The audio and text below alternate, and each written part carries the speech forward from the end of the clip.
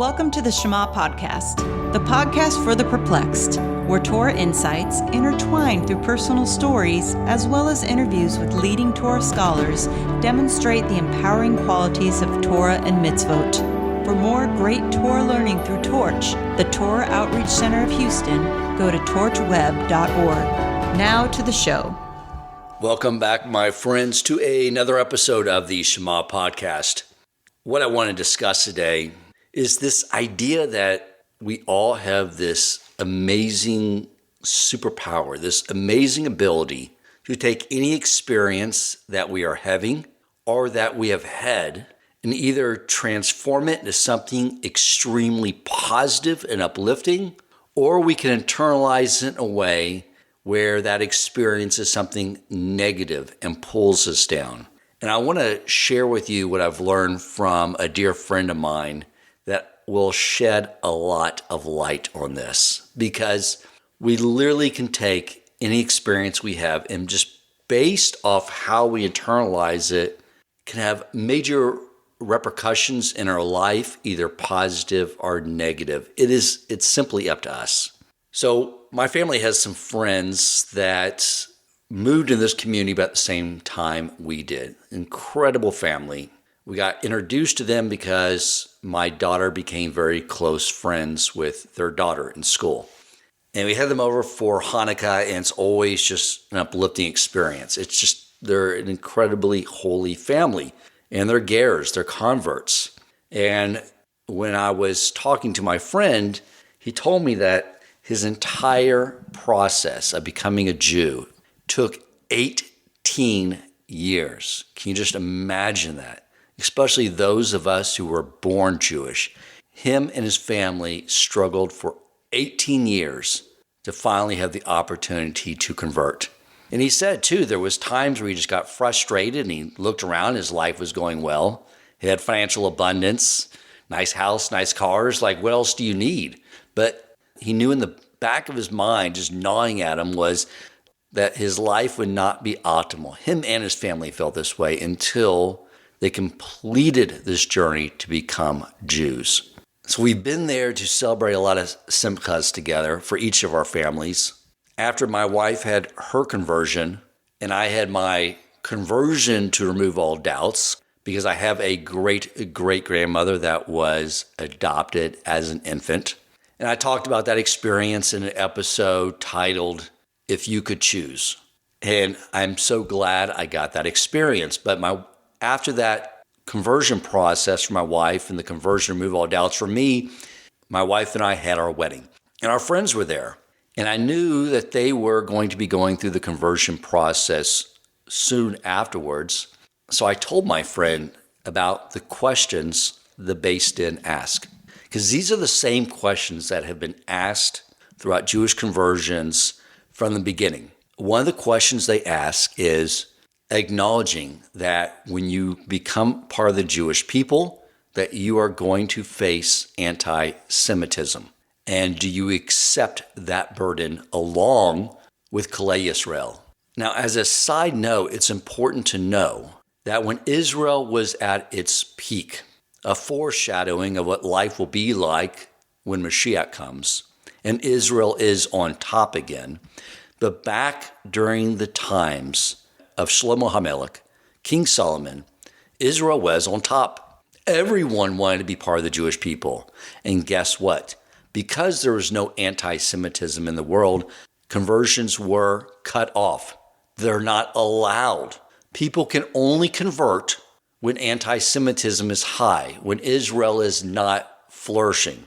That is why when Mashiach comes, conversions will be permanently cut off. So I told my friend, I said, you're going to have the perfect response to this, because you can tell the rabbis when they ask you this question, you can say, rabbis, not an issue. I'm a black guy that grew up and has lived in the South.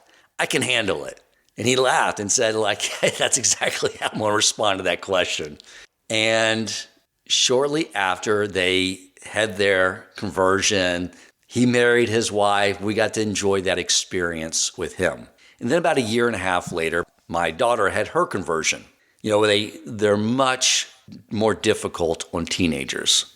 For obvious reasons, if you think about it, they really, beyond just knowing, which is amazing my daughter accomplished this, but not only learning all the halakha, which she knows more than I do, and knowing, how to live as a Jew and understanding her Torah and having a foundation of knowledge that she can live as a Jew, fulfilling all the mitzvos today, but have a foundation that she can build from throughout her life. That was easy.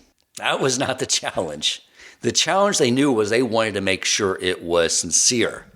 Teenagers don't make the wisest decisions for the long term, as I certainly know. I remember sitting with some financial service professionals at a conference and the topic of tattoos came up. I have never gotten a tattoo, but everyone at the table ended up begrudgingly telling me and the rest of the group that tattoos they had on their body, that they regretted so much. Think about it. You're a 15-year-old boy. In your mind, you're thinking, it'd be a great idea. I'll get a tattoo of a transformer, Optimus Prime, across my back. Oh, that'll be amazing.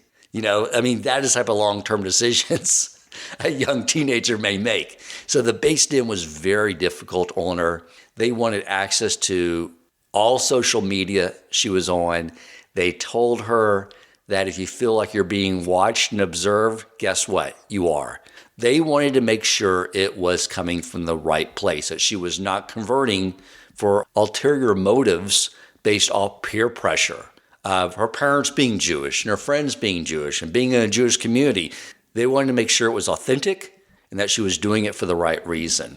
And she proved to them, even though they were continually pushing back at her. She left many meetings in tears, but they were really doing it out of love to make sure that it was at the core of her desire. This is what she was committing to for her life, and she was going to raise a family and teach to them, and that she brought her family up in a knowledge of Torah and of Hashem. But after her conversion celebration, my friend told me the most amazing story, and this is what I want to share with you. This is going to put things in such a different perspective. He told me he was walking to shul on Shabbos, and where they lived at the time, they had to walk across a very busy intersection to come over to our side of the neighborhood where the shuls exist. And he was walking across the busy street, and someone drove by and yelled out the window some very ugly words. Now, my friend, again, being a black guy growing up in the South, he said he just blew it off like just some ignorant racist rednecks, and he kept walking. And then he told me he realized that the ugly words they said to him were not racist slurs. That's what he was used to. He said he realized that they were anti-Semitic slurs. And he said when he realized that, and this is like a month after his conversion, he said that was the moment when I felt like I was part of the Jewish people. And he said, I started to have tears of joy. I was so happy. I was so happy, he said, to have experienced the anti-Semitic feelings of the nations around us, just like Klei Yisrael, just like the Jewish people that I'm clearly now a part of. He said, I was so joyful and happy to have had that experience. I felt like dancing all the way to shul. I want you to think about that story because I tell him I think about it all the time. He told me this story, it was back before October 7th. And you hear about all the anti-Semitism and so many Jews are getting upset. And hear from my friend's perspective.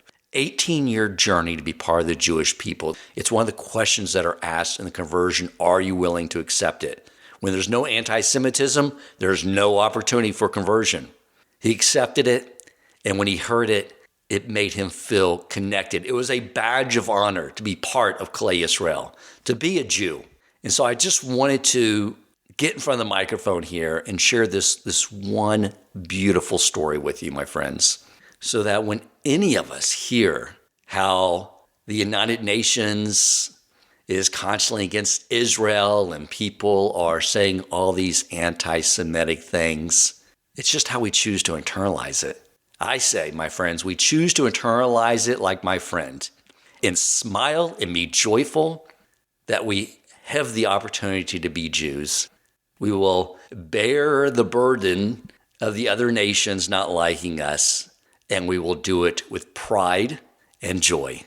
Please rate and share the podcast and join the conversation with the Shema Podcast for the Perplexed WhatsApp community. You can find the link in the show notes. Thank you for listening. If you enjoyed this episode, please consider supporting Torch so they can continue to spread Torah wisdom to the world by making a donation at torchweb.org and clicking donate in the top right corner of the page.